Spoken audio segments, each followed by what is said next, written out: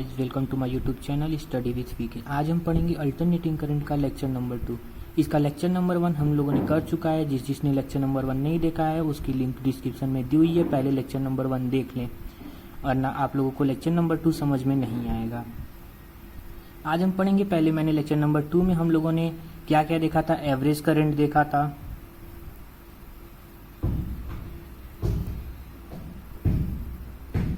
RMS value of average current, RMS value of AC current हम लोगों ने देखा था, और एसी करंट के बारे में भी हम लोगों ने कुछ बातें की थी। उसके पहले मैं लेक्चर नंबर 2 में एक क्वेश्चन में थोड़ी सी मिस्टेक हो गई थी, मैं आप लोगों को बता देता हूँ। इस क्वेश्चन में मैंने कॉमन लिया था माइनस को। जैसे यहाँ पे हम लोगों ने देखा था I = 4 sin omega t given था, और हम लोगों को आई एवरेज आई निकालना था T = 0 to T = π/ओमेगा में। यहाँ पे मैंने 0 था लोअर लिमिट और π/ओमेगा था, इंटीग्रेट किया था 4 sin ओमेगा टी को। इसका इंटीग्रेशन आया था -4/ओमेगा cos omega T. Lower limit upper limit हम लोगों ने पुट कर दिया था। यहाँ पे माइनस गिवन था, मैंने माइनस को बाहर निकाल लिया था, लेकिन यहाँ पे अगर हम लोगों ने माइनस को बाहर निकाले थे, यहाँ पे माइनस होगा, मैंने प्लस कर दिया था। और यहाँ पे फिर जैसे कि हम लोगों ने यहाँ से माइनस को अगर यहाँ पे मल्टीप्लाई कर देंगे तो cos पाई बचेगा यहाँ पे, और cos पाई की वैल्यू -1 होती है। तो यहाँ पे हम लोगों ने माइनस को अंदर भेज दिया था, तो ये माइनस यहाँ पे प्लस हो गया, और cos पाई की वैल्यू जो -1 आई थी उसको माइनस से मल्टीप्लाई करके हम लोग +1 उसको ला देंगे। आंसर बिल्कुल ही सही था, मैंने बस माइनस में गड़बड़ी कर दी थी। आगे हम लोग अब कंटिन्यू करते हैं। आज हम लोग कुछ नया नहीं करेंगे, केवल वही एवरेज करंट और RMS value of average AC current के रिगार्डिंग ही कुछ देखेंगे। मैं कुछ बातें आरएमएस वैल्यू के बारे में बताता हूँ जो मैंने पिछले लेक्चर में नोट कर लीजिएगा, उसको नोट डाल करके। जैसे यहाँ पे मैं आप लोगों को बताया था कि I = Im sin omega t plus phi given है, या फिर I = Im sin omega t given है, तो इसकी एवरेज वैल्यू 1 पीरियड में इसकी एवरेज वैल्यू ऑलवेज 0 होती है, ऑलवेज 0 होती है। जैसे यहाँ पे मैंने हम लोग को देखते हैं I = Im sin omega T, इसकी जो एवरेज वैल्यू होगी, यहाँ पे हम लोग एवरेज आई ऐसे लिख लेते हैं, इसकी जो एवरेज वैल्यू होगी 0 होगी। लेकिन अगर हम लोग इसकी आरएमएस वैल्यू को फाइंड करते हैं, RMS root mean square value को, तो हम लोगों ने आरएमएस वैल्यू में क्या देखा था। पहले तो हम इसको आई स्क्वायर करेंगे, ये आई स्क्वायर इक्वल टू हो जाएगा Im का square sine square omega t. अब हम इसका आई स्क्वायर का एवरेज लेंगे, average value of I square, ठीक है। तो यहाँ पे हम लोग इसको देखते हैं, यहाँ पे जो इसकी साइन स्क्वायर ओमेगा टी, मैंने इसको भी पिछले लेक्चर में बताया था कि इसकी जो एवरेज वैल्यू होती है वो हमेशा 1/2 होती है। तो ये कितना हो जाएगा Im स्क्वायर, यहाँ पे है Im स्क्वायर बाई यहाँ पे 2 हो जाएगा, ये 2, ठीक है। 1/2 से यहाँ पे मल्टीप्लाई करेंगे तो नीचे 2 आ जाएगा। अब हम लोग आरएमएस वैल्यू, तो हम लोगों ने क्या देता था, एवरेज ऑफ आई स्क्वायर को हम लोग रूट में पुट कर देते हैं। यहाँ पे देखिए आई स्क्वायर को, ठीक है, इसको हम लोग अब रूट में पुट कर देंगे, root of Im square by 2। इसको बाहर निकालेंगे तो क्या हो जाएगा, ये एवरेज आई स्क्वायर था तो ये आई आरएमएस बन जाएगा। आई आरएमएस की वैल्यू कितनी हो जाएगी, Im/√2। जैसे यहाँ पे अब इस डाटा को आप लोग याद कर लीजिएगा, ये डाटा बहुत ही इंपॉर्टेंट है, पूरे चैप्टर में हम लोग को देखने को मिलेगा। डेफिनेटली इस पे एमसीक्यू के क्वेश्चन भी आएंगे। और जैसे ही हम लोग सेम टू सेम ऐसे एक वोल्टेज का कोई डेरिवेशन ले लेते हैं इक्वेशन। जैसे यहाँ पे देखिए गिवन है V = V0 sin omega T. इसके बाद से हम लोग इसको क्या करेंगे, जैसे यहाँ पे देखिए मैं कुछ ऐसे कर देता हूँ, देखिए V है तो V = V स्क्वायर का पहले एवरेज V कितना हो जाएगा, ये यहाँ पे एवरेज V हम लोग को पता है 0 हो जाएगा, क्योंकि साइन ओमेगा टी की वैल्यू 1 पीरियड में हमेशा एवरेज वैल्यू 0 होती है। फिर उसके बाद से हम लोग इसको root mean square value RMS value निकालते हैं। इसको क्या करेंगे, हम पहले इसका स्क्वायर करेंगे, V square = V0 square sine square omega t. अब हम इसका एवरेज लेंगे, एवरेज V स्क्वायर, इसका V स्क्वायर V0 स्क्वायर रह जाएगा, और साइन स्क्वायर ओमेगा टी की एवरेज वैल्यू 1 पीरियड में कितनी होती है, 1/2। इसको हम लोग इसको नीचे रख देंगे, 1/2 से मल्टीप्लाई करेंगे तो नीचे आ जाएगा। अब हम इसकी आरएमएस वैल्यू निकालते हैं, तो Vrms = हो जाएगा सेम टू सेम, जैसे हम लोगों ने आई की फाइंड की, मैं इसको डायरेक्ट लिखता हूँ, आप लोग इसको कर लीजिएगा। Vrms की वैल्यू हो जाएगी Vm/√2 √2। यहाँ पे m हम लोग को बता रहा है पीक वैल्यू, यहाँ पे भी Im है, Im की पीक वैल्यू है जो हमेशा हमेशा कांस्टेंट रहेगी। पीक वैल्यू हमेशा एसी करंट की कांस्टेंट रहती है, या करंट की हो या एसी वोल्टेज की हो। इसको भी याद कर लीजिएगा ये फॉर्मूला, और इसमें भी MCQ क्वेश्चन पूछे जाते हैं। ठीक है, अब हम लोग पहले एवरेज करंट और आरएमएस करंट के रिगार्डिंग कुछ क्वेश्चन हम लोग देख लेते हैं पहले। जैसा कि यहाँ पे एक क्वेश्चन गिवन है, I = 15 cos ωt, find average current. I² का एवरेज करंट हम लोगों से पूछा गया, और फिर IRMS यानी कि root mean square value of AC। ठीक है, हम लोग इसको सॉल्व करते हैं। आप लोग एक बार वीडियो को पॉज करके ट्राई जरूर कर लीजिएगा, मैं यहाँ पे सॉल्व करता हूँ। सॉल्यूशन, ये I = 15 cos ωt। जैसा कि यहाँ पे हम लोग को देखिए, यहाँ पे कोई पूरे क्वेश्चन में मैंने टाइम पीरियड को मेंशन नहीं किया, तो हम लोग यहाँ पे टाइम पीरियड ले लेता हूँ मैं। इसमें गिवन टाइम पीरियड जो है वो 1 टाइम पीरियड गिवन है, 1 टाइम पीरियड गिवन है हम लोगों को। मैंने क्वेश्चन में लिखना भूल गया था।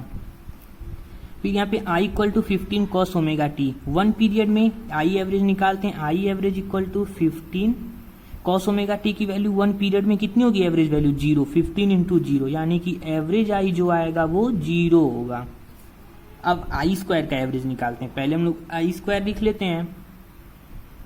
पहले हम लोग यहाँ पे I² की वैल्यू को निकाल लेते हैं। जैसे I² = हो जाएगा 15 का स्क्वायर, फिर cos² ωt।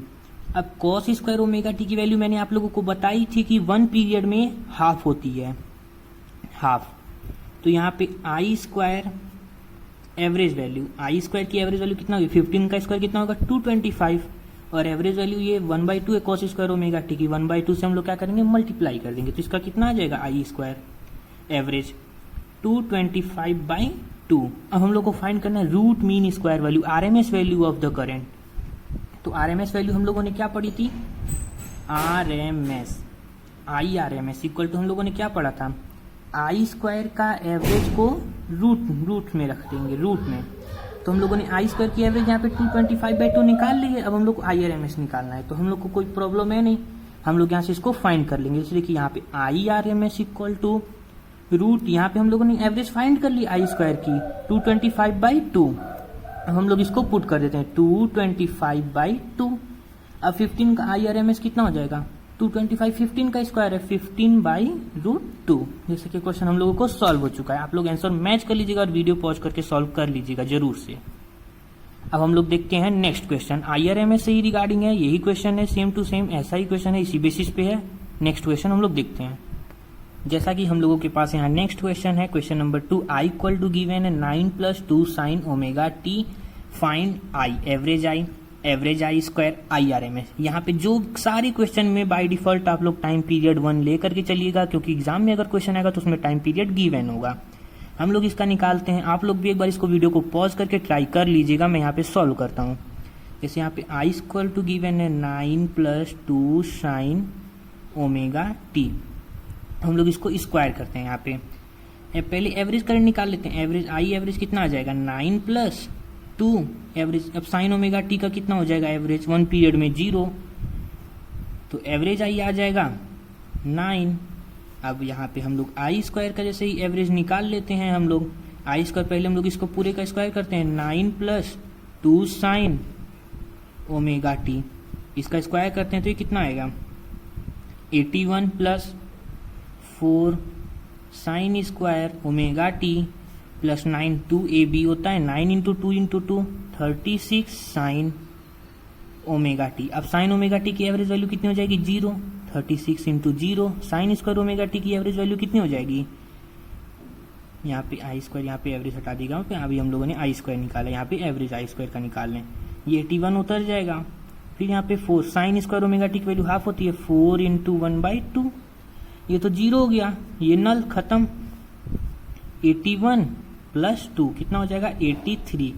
अब हम लोगों को एक और गिवन है, हम लोगों ने एवरेज I निकाल लिया, एवरेज I² निकाला। अब हम लोग को निकालना है IRMS की वैल्यू।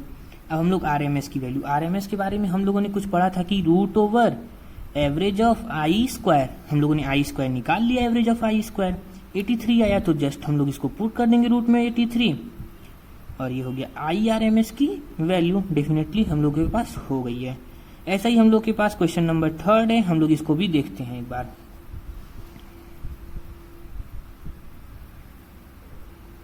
ये I इक्वल टू गिवन है यहाँ पे 3 sin omega t plus 4 cos omega T. इसमें देखिए कि दो ट्रिग्नोमेट्रिक फंक्शन आ रहे हैं, एक साइन आ रहा है, एक कॉस आ रहा है। इसमें भी हम लोगों को सेम फाइंड करना है, एवरेज आई स्क्वायर, एवरेज IRMS, एवरेज नहीं IRMS। एक बार आप लोग इसको ट्राई जरूर करिएगा। यहाँ पे एवरेज आई हम लोग पहले निकाल लेते हैं कि एवरेज आई हम लोग देख सकते हैं यहाँ पे कि साइन ओमेगा टी है, कॉस ओमेगा टी। मैंने बोला था कि पीरियड जो है 1 पीरियड है, एग्जाम में पीरियड गिवन होगा, मैंने क्वेश्चन में पीरियड नहीं लिखा तो हम लोग बाय डिफॉल्ट 1 पीरियड लेके चलेंगे। यहाँ पे देखिए साइन ओमेगा टी की एवरेज वैल्यू 1 पीरियड में 0, कॉस ओमेगा टी की 1 पीरियड में एवरेज वैल्यू 0, इसको कितनी वैल्यू हो जाएगी 0। अब ऐसे सेम टू सेम हम लोग आई स्क्वायर कर लेते हैं, आई स्क्वायर कितना हो जाएगा 9। यहाँ पे एवरेज हटा दीजिएगा, अभी पहले हम लोग आई स्क्वायर फाइंड कर लेते हैं। आई 9 sine square omega t plus 16 cos square omega t plus 4 3 12 24 cos omega t sine omega t. अब यहाँ पे एवरेज आई स्क्वायर हम लोग निकालते हैं। साइन स्क्वायर ओमेगा टी का एवरेज कितना हो जाएगा 1/2, 9 into 1/2, 16 into 1/2, cos square omega T की 1 पीरियड में एवरेज वैल्यू 1/2 हो जाएगी। अब cos omega t sine omega t इन दोनों की एवरेज वैल्यू 1 पीरियड में 0 होती है, तो प्लस कितना हो जाएगा 24 इंटू 0 इंटू 0। यहाँ पे आई स्क्वायर का एवरेज निकल जाएगा 9/2 प्लस 8 कितना हो जाएगा 4.5 प्लस 8। यहाँ से हम लोग फाइंड कर 16 9 25/2। अब हम लोगों ने यहाँ पे आई स्क्वायर का एवरेज निकाल लिया। अब हम लोग को निकालना है IRMS। अब हम लोग इसको देखेंगे, जैसे कि आई स्क्वायर निकाल लिया है तो RMS वैल्यू निकालनी है हम लोगों को। RMS वैल्यू निकालनी है तो हम लोग क्या करेंगे, इसको डायरेक्टली आई स्क्वायर के एवरेज को रूट में पुट कर देंगे 25/2। इसका कितना आ जाएगा 5/√2। ये भी क्वेश्चन हम लोगों से हो गया, यही आंसर होगा। यहाँ पे एम्पियर होगा। AC करंट का भी, अल्टरनेट करंट का भी SI यूनिट एम्पियर ही होता है। अब जो नेक्स्ट क्वेश्चन नीचे लिखा हुआ है काफी इंपॉर्टेंट क्वेश्चन है। एक बार ये क्वेश्चन सेम क्वेश्चन नहीं था, डाटा के अलग था, जेई मेंस में पूछा जा चुका है। इस क्वेश्चन को हम लोग एक बार सॉल्व करते हैं। एक बार आप लोग इसको ट्राई करके जरूर देखिएगा। हम लोग इस क्वेश्चन को सॉल्व करते हैं। क्वेश्चन क्या गिवन है, a DC direct current of a 5 ampere is super impose to AC current है 2 sin omega t, find effective current. यहाँ पे इफेक्टिव करंट से हम लोग का क्या मतलब है, effective current mean RMS root mean square value, root mean square current, root mean square current. यहाँ पे DC कितना दिया हुआ है 5 एम्पियर, AC कितना दिया हुआ है 2 sin ओमेगा टी। इस क्वेश्चन को हम लोग सॉल्व करते हैं। पहले तो हम लोग लेते हैं आई को, पहले सिंपली हम लोग ऐड कर लेते हैं, कितना आएगा 5 ampere plus 2 sin omega T. हम लोग इसका RMS वैल्यू निकालते हैं। पहले आई स्क्वायर निकाल लें इसका, आई स्क्वायर कितना होगा 25 plus 4 sin square omega t plus 20 sin omega t. अब आई स्क्वायर का एवरेज निकाल लेते हैं। ये क्वेश्चन भी 1 पीरियड में ही पूछा गया है, ये 1 पीरियड में ही है। AC करंट 1 पीरियड में ही हम लोग को एवरेज वैल्यू फाइंड करनी है। तो यहाँ पे ये 25 सेम टू सेम हो गया, और साइन स्क्वायर ओमेगा टी का एवरेज वैल्यू 1 पीरियड में हाफ होता है 4 इंटू 1/2। अब यहाँ पे 20 साइन ओमेगा टी, चाहे यहाँ पे कुछ भी गिवन हो 1 के 2 के, इससे हम लोग को कोई मतलब नहीं है, तो पूरा 0 हो जाएगा। साइन ओमेगा टी की वैल्यू हमेशा 0 होती है 1 पीरियड में, या कॉस ओमेगा टी की वैल्यू एवरेज वैल्यू कितना हो जाएगा 25 प्लस 2 इक्वल टू 27 एम्पियर। ये आई एवरेज है। और IRMS कितना होगा, इसको सिंपली हम लोग पुट कर देंगे रूट में, रूट ओवर 27 कितना आ जाएगा 3√3 एम्पियर। एक बार इस क्वेश्चन को आप लोग देख लीजिए, इस क्वेश्चन को एक बार देख लीजिए, समझ में आ गया। हम लोग आगे चलते हैं, कुछ बातें करते हैं। अभी तक हम लोगों ने क्या पढ़ लिया, AC करंट के AC के बारे में पढ़ लिया, अल्टरनेट करंट के बारे में, फिर उसके बाद से average AC current, average AC देख लिया, फिर उसके बाद से आई स्क्वायर देख लिया, फिर उसके बाद से RMS वैल्यू अब देख लिया। और इस पे काफ़ी अच्छे अच्छे क्वेश्चन भी हम लोग लगा चुके हैं। एक क्वेश्चन है जो बोर्ड में एक बार पूछा भी जा चुका है, ये क्वेश्चन है, मैं आप लोगों को एक बार लिख के दिखाता हूँ। क्वेश्चन क्या है, विच करंट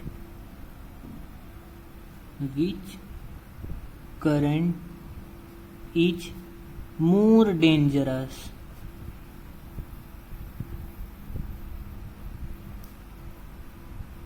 220 वोल्ट डीसी और 220 वोल्ट एसी।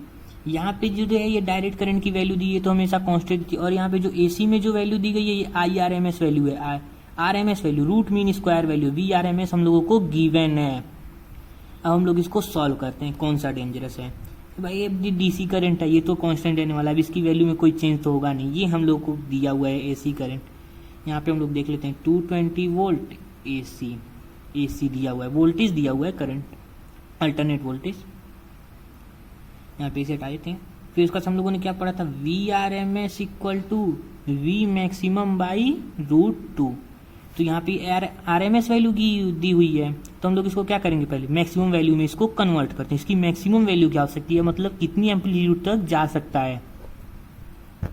यहाँ पे देखिए, अब V मैक्सिमम इक्वल टू कितना हो जाएगा, VRMS इंटू √2।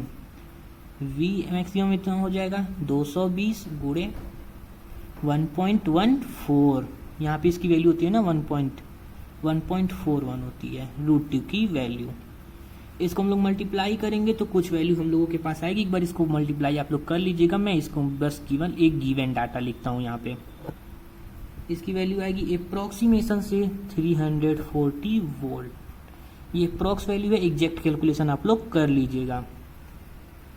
अब इसकी जो एम्पलीट्यूड है ये मैक्सिमम कितना वोल्टेज सप्लाई कर सकता है, 314 वोल्ट, और ये जो डीसी है ये तो हमेशा ऑलवेज कांस्टेंट। अब इसको तो हम लोग कुछ कर सकते नहीं है, तो कौन सा ज्यादा हुआ, 220 वोल्ट और ये 314 वोल्ट, मतलब ये जो है ये ज्यादा डेंजरस है। ठीक है, अब यहाँ पे डाटा गिवन, मतलब गिवन जो डाटा है इसको चेंज करके भी क्वेश्चन पूछा जा सकता है। जैसे यहाँ पे डीसी 220 वोल्ट सेम रख ले और एसी को यहाँ पे कुछ चेंज कर दे, तो इसको आप लोग सॉल्व कर सकते हैं वही मैक्सिमम लेकर के।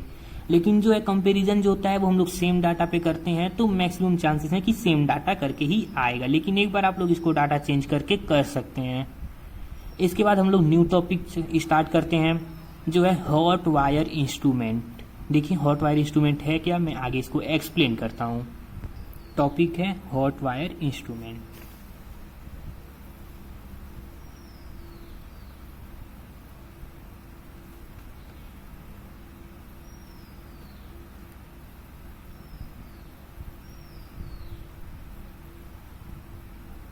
हॉट वायर इंस्ट्रूमेंट, जैसे हम लोग यहाँ पे डीसी करंट में हम लोग देखते थे, डायरेक्ट करंट में जो उसकी सर्किट होती थी, यहाँ पे जैसे यहाँ पे एक रेजिस्टेंस गिवन है, फिर यहाँ पे हम लोग क्या करते थे, यहाँ पे एक मान लीजिए वोल्ट मीटर लगा दिया हम लोगों ने, फिर यहाँ रास्ते में एक एमीटर लगा दिया, और फिर यहाँ पे एक बैटरी थी, इसको हम लोग कनेक्ट कर देते थे। तो जो डीसी में हम लोग क्या करते थे, ये मेजरिंग डिवाइस है, ये वोल्ट मीटर मेजरिंग डिवाइस, ये भी मेजरिंग डिवाइस है।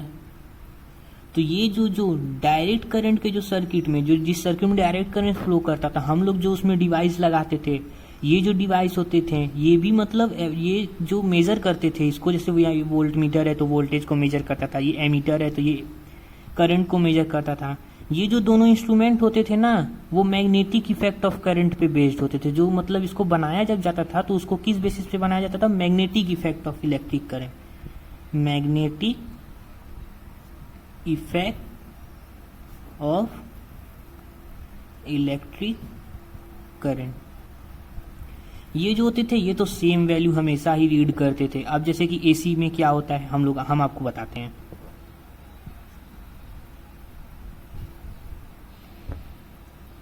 जैसे कि यहाँ पे ये जो था ये इंस्ट्रूमेंट ये हमेशा एवरेज वैल्यू ही मेजर करते थे। ये डीसी जो होता है हम लोगों में से हमेशा एवरेज वैल्यू ही उसकी गिवन होती है। ठीक है, अब एसी में क्या होता है, जैसे देखिए यहाँ पे ये सेम सर्किट है, ये यहाँ पे हम लोग डीसी सप्लाई कर रहे हैं। ठीक है, बैटरी के थ्रू सप्लाई कर रहे हैं तो बैटरी हमेशा डीसी सप्लाई करती है। यहाँ पे देखिए एक सर्किट है, यहाँ पे एक रेजिस्टेंस है, यहाँ पे वोल्ट मीटर लगा हुआ है। ठीक, यहाँ रास्ते में एक एमीटर लगा हुआ है।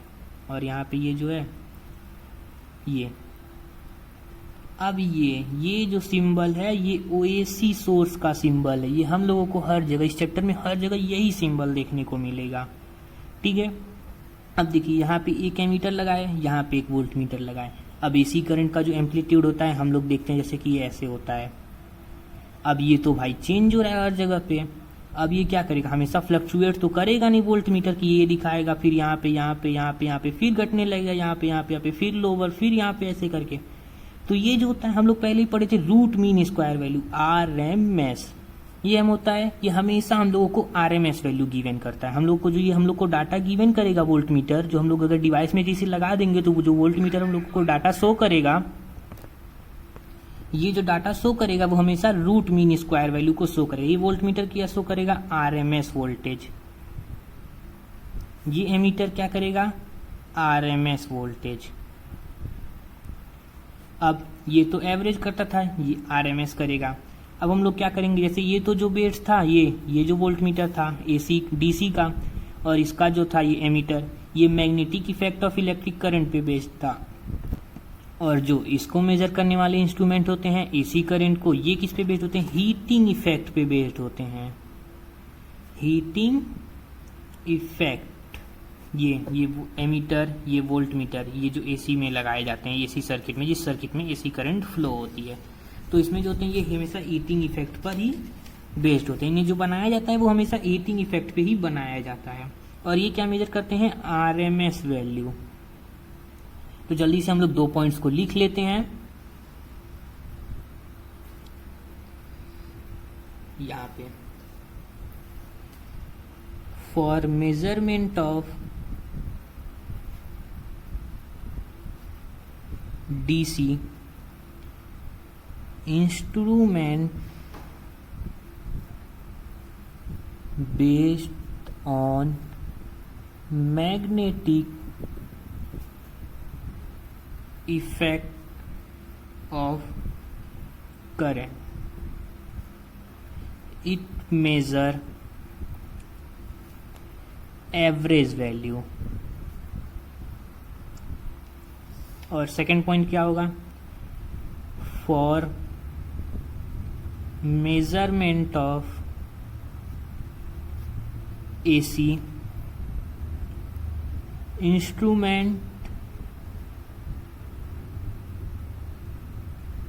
Based on heating effect. यहाँ पे जो इंस्ट्रूमेंट यूज किया था, for measurement of AC instrument use is based on, instrument use is based on heating effect. ये क्या मेजर करता है, it measure RMS value. RMS ये क्या मेजर करती है, एवरेज वैल्यू। एवरेज वैल्यू ये RMS वैल्यू, ये किस पे बेस्ड होता है, मैग्नेटिक इफेक्ट ऑफ करंट पे। ये बेस्ड होता है हीटिंग इफेक्ट। हीटिंग इफेक्ट इस जो को आप लोग कॉपी में भी नोट करिएगा तो एक बार मार्क जरूर कर लीजिएगा, ठीक है। हॉट वायर इंस्ट्रूमेंट हम लोग का खत्म हो चुका है, छोटा सा टॉपिक था बस, इसमें ये दोनों कॉन्सेप्ट थे। अब हम लोग नेक्स्ट टॉपिक पढ़ते हैं, power supply in AC circuit. ये जो पावर है हम लोग इसको जैसे कि सर्किट के बाद भी दे सकते हैं। जैसे AC में हम लोगों के पास कुछ सर्किट होंगे, जैसे कि हम लोग के पास करंट में थे कैपेसिटिव था, फिर हम लोग आगे देखा था मैग्नेटिज्म में एक इंडक्टिव सर्किट था, फिर रेजिस्टिव सर्किट हम लोग जानते ही हैं, फिर करंट में हम लोग RC सर्किट है एक। तो ऐसे इसमें भी AC करंट में भी कई सारे हैं। इसमें हम लोग इसमें जैसे देखने से पहले क्या करते हैं, पावर देख लेते हैं। तो हर सर्किट के साथ हम लोग उसके पावर की फॉर्मूला को देखते जाएंगे। तो पावर पहले में देख लेते हैं। यहाँ पे जैसे देखिए, यहाँ पे मैं बताता हूँ, ये टॉपिक है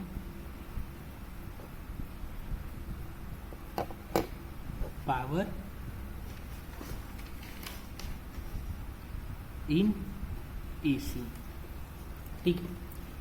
यहाँ पे देखिए ये है, यहाँ पे हम लोग कोई भी एक रैंडम सर्किट है, यहाँ पे मान लीजिए यहाँ पे ना ही कोई रेजिस्टिव है, ना इंडक्टिव है, ना कैपेसिटिव है, ना तीनों का कॉम्बिनेशन है, ना फिर यहाँ पे रेजिस्टिव और कैपेसिटिव सर्किट। यहाँ पे बस ऐसे ही एक सपोज कर लेते हैं, यहाँ पे एक सर्किट है जिसका ये वोल्टेज V है और इसमें आई करंट फ्लो कर रहा है। अब जो होता है एसी करंट वो तो भाई ऐसे होता है। अब इसके कहाँ पे हम लोग पावर निकालेंगे? अब हम लोग क्या करते हैं, पहले इसको एवरेज पावर ही हम लोग को निकालना पड़ेगा, क्योंकि अगर पावर यहाँ पे तो पावर चेंज होगा, फिर यहाँ पे चेंज होगा, यहाँ पे चेंज होगा, यहाँ पे चेंज होगा, यहाँ पे यहाँ पे यहाँ पे यहाँ पे कहाँ हम लोग निकालेंगे? तो हम लोग एवरेज देखते हैं। लेकिन एवरेज को फाइंड करने से पहले हम लोग कुछ यहाँ पे लेके चलते हैं। जैसे कि यहाँ पे पहले हम लोग किसी इंस्टेंट पे, यहाँ पे देख लिए, इस इंस्टेंट पे हम लोग लेके चलते हैं। मैं ग्राफ को दोबारा ड्रा करता हूँ।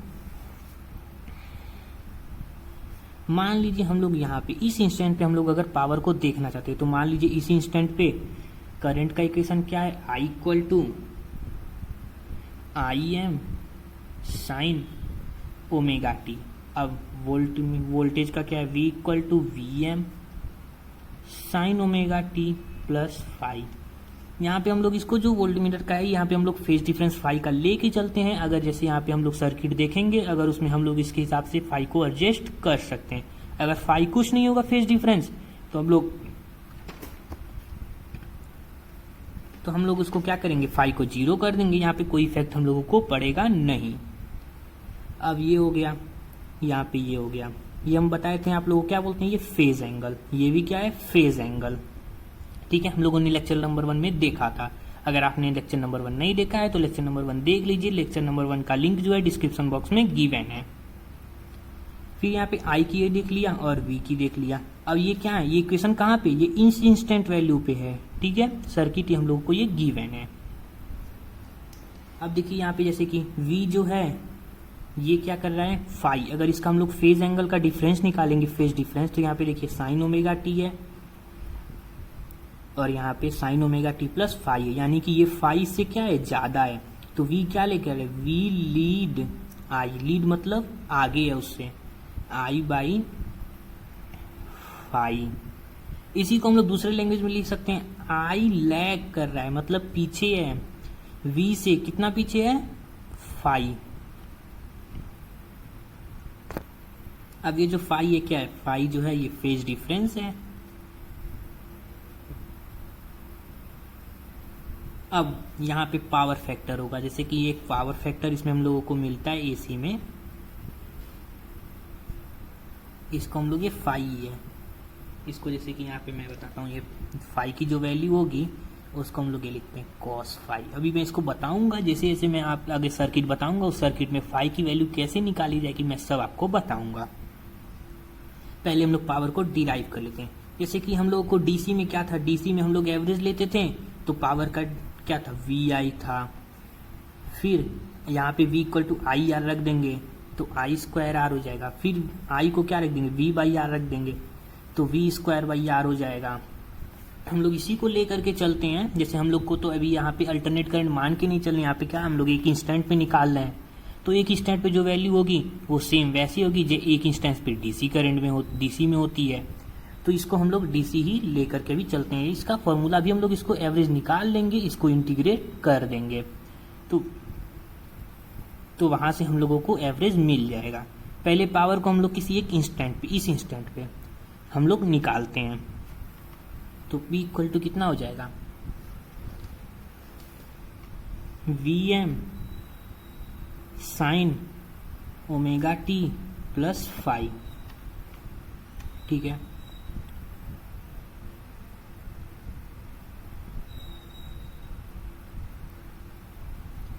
अब I का क्या था, आई M sine omega t plus five. अब इसको मल्टीप्लाई करते हैं तो P इक्वल टू कितना हो जाएगा, वी एम, ये आई एम, ये कितना हो जाएगा, sign omega t plus five.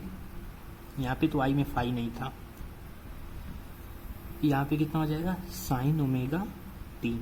अब इसको थोड़ा सा हम लोग इसको आगे फर्दर सॉल्व करने के लिए, जो इजीएस्ट वे में इसका लाने के लिए, फॉर्मूला लाने के लिए क्या करेंगे, यहाँ पे 2 से डिवाइड कर देंगे और 2 से मल्टीप्लाई कर देंगे। तो हम लोगों को मैथ्स में एक फॉर्मूला होता है 2 साइन ए, जिसको नहीं पता है मैं यहाँ पे बता देता हूँ कॉर्नर में, 2 साइन ए कॉस बी। हाँ, 2 साइन ए साइन बी, इसका कितना वैल्यू हो जाएगा, cos A minus B, cos, यहाँ पे माइनस होता है, कॉस ए प्लस बी। इसको अच्छे से लिख देते हैं यहाँ पे, यहीं पे मैं लिख देता हूँ 2 साइन ए साइन बी, इसकी वैल्यू कितनी होती है cos A minus B minus cos A plus B. तो हम लोग को यहाँ पे जैसे कि दिख रहा है 2 साइन ए साइन बी, तो हम लोग क्या लिख देंगे P equal to V maximum I M by 2, यहाँ पे 2 को क्या कर देंगे यहाँ पे कॉस, यहाँ पे मैं डायरेक्ट कर दे रहा हूँ, आप लोग देख लीजिएगा। यहाँ पे हम लोगों के पास 5 बचेगा केवल, माइनस इसको एक बार लिख लेते हैं कॉस, ये ओमेगा टी है, फिर यहाँ पे ओमेगा टी प्लस 5 है, तो हम लोगों के पास कितना आ जाएगा 2 ओमेगा टी प्लस 5। ठीक है, अब ये तो हम लोगों को एक इंस्टेंट पे मिल गई, ये जो वैल्यू है एक इंस्टेंट पे है। अब एसी में इंस्टेंट तो हम लोग हर जगह लेके चलेंगे नहीं, क्योंकि हम लोगों को हमेशा क्या नहीं गिवन है, एसी में हम लोग क्या फाइंड करेंगे एवरेज पावर लेंगे, average power supply in AC. यहाँ हम आगे देखते हैं, इसको फर्दर सॉल्व करते हैं, हम लोग के पास क्या याद है देख लेते हैं। हम लोगों को इंस्टेंट पे जो मिला था पावर, इंस्टेंट पे कितना मिलता V M I M, V maximum I maximum by 2 cos 5 minus cos omega t plus 5। अब हम लोग इसका क्या करते हैं एवरेज लेते हैं, average power supply in, average power supply या बोले या फिर यहाँ पे कंज्यूम बोल रहे हैं इन एसी सर्किट। ठीक है, तो वी एम आई एम ये तो कांस्टेंट है, तो हमको इनसे एवरेज से कोई मतलब नहीं है, लेकिन हम लोग इसको अपने तरीके से अपने इजीएस्ट वे में लाने के लिए क्या लिख लेंगे we maximum by √2 into I maximum by √2। अब मैंने यहाँ पे √2 क्यों किया आप लोग समझ गए होंगे।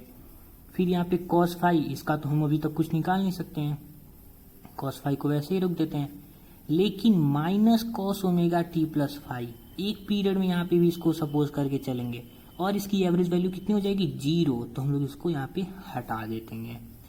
फिर v मैक्सिमम बाई √2, पीछे हम लोगों ने देखा था लेक्चर की स्टार्टिंग में ही कि v मैक्सिमम इक्वल टू होता है V R M S into √2। अब यहाँ पे v maximum by √2 equal to हो जाएगा वी आर एम एस। ठीक है, सेम टू सेम ऐसे आई एम बाई √2 कितना हो जाएगा आई आर एम एस। तो यहाँ पे हम लोग पुट कर देंगे, कितना हो जाएगा V R M S into I R M S cos 5। अभी मैंने बताया इसको क्या बोलते हैं पावर फैक्टर।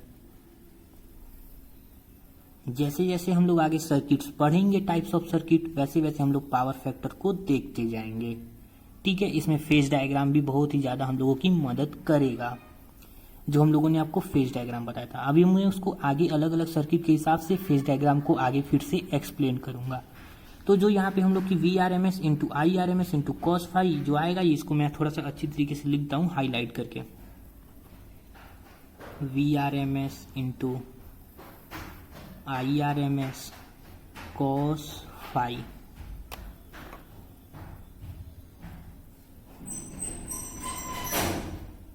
यहाँ पे हम लोग का फाइनली जो आ गया है वो पावर की वैल्यू आ गई है, एवरेज पावर की। ठीक है, अब लेक्चर को हम लोग यहीं पे एंड करते हैं। आगे वाले लेक्चर में हम लोग देखेंगे types of circuit in AC. ठीक है, लेक्चर को हम लोग यहाँ पे एंड करते हैं। प्लीज लेक्चर को लाइक शेयर और सब्सक्राइब कर दीजिएगा, उन दोस्तों के बाद भी शेयर करिएगा जो आपकी क्लास में पढ़ते हैं। ठीक है, thank you for watching this video.